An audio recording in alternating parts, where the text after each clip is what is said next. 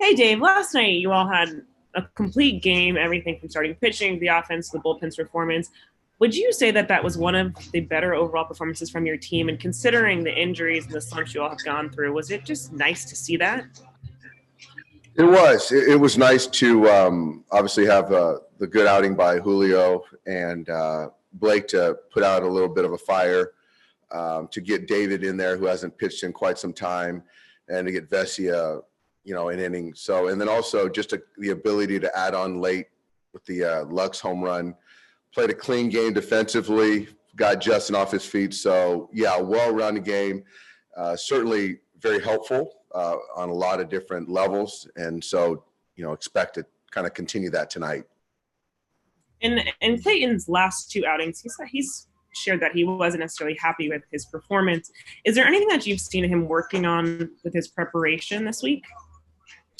I think with Clayton, it's obviously he relies a lot on command and he relies a lot on his slider. So this past side session, it was more of the slider and just making sure it has the right depth, striking it, shortening it, and then also he's always kind of mindful of the fastball command.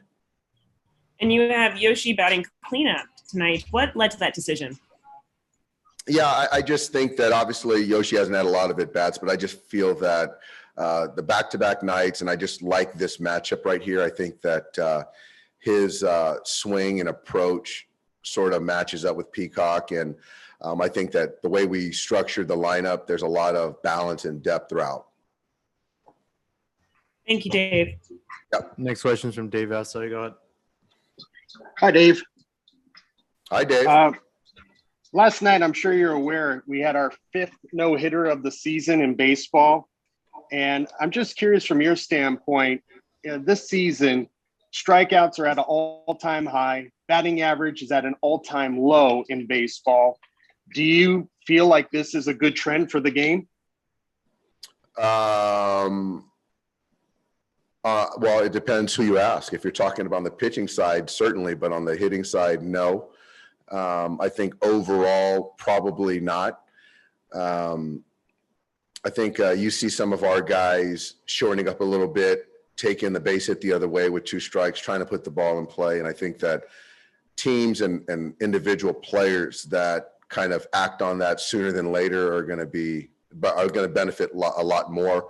But pitching is at its all-time high, in my opinion. Do you believe it's a combination of pitching and also maybe the game trending younger and inexperienced players being at the big league level? Yeah, I think it's a combo of that, both those things. And also there's also an intent or stubbornness to make adjustments, I think, at times. So I think it's all three things kind of lumped together. David, it seemed like after 18, you guys made a significant change in emphasizing contact, and you guys have been at the top of contact percentage the last 3 years, including this year. Is that just an organizational philosophy, or do you believe that that kind of needs to permeate the rest of the league? It's an organizational thing that we have been on top of, and our players have bought into. Our hitting coaches believe in it from here throughout the system. When you're talking about winning 11 games in the postseason, you see the best of the best. There are going to be strikeouts, but you have to kind of win 90 feet. You have to be able to take a walk. You have to move the ball forward. And we've seen in years past in the postseason where we haven't made adjustments and we've been exploited. So it was good to see us last year from the outset make the adjustment. And I see that right now with our club. Thanks, Dave. Next question is from Eric Steven. Go ahead. Dave, yesterday we got the news that Garret Cleavinger was on the injured list. After we talked to you, what's the severity of that injury and what do you know about it?